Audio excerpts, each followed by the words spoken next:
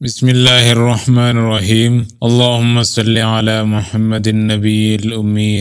حضرت ابو ہریرہ رضی اللہ عنہ سے روایت ہے کہ رسول اللہ صلی اللہ علیہ وسلم نے فرمایا، قیامت قائم نہ ہوگی یہاں تک کہ مسلمان یہودیوں سے جنگ کریں گے اور مسلمان انہیں قتل کریں گے، یہاں تک کہ یہودی پتھر یا درخت کے پیچھے چھپیں گے تو پتھر یا درخت کہے گا، اے مسلمان، اے عبداللہ، یہ یہودی میرے پیچھے ہے، آؤ اور اسے قتل کر دو، سوائے درخت غرقد کے، کیونکہ وہ یہود کے درختوں میں سے ہے۔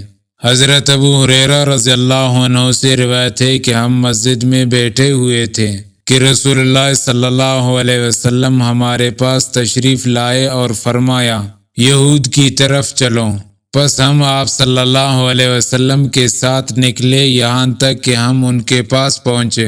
رسول اللہ صلی اللہ علیہ وسلم کھڑے ہوئے اور انہیں پکارا تو فرمایا، اے یہود کی جماعت، اسلام لے آؤ، سلامت رہو گے۔ انہوں نے کہا، اے ابو القاسم، آپ صلی اللہ علیہ وسلم تبلیغ کر چکے ہیں۔ رسول اللہ صلی اللہ علیہ وسلم نے ان سے فرمایا، میں یہی چاہتا ہوں۔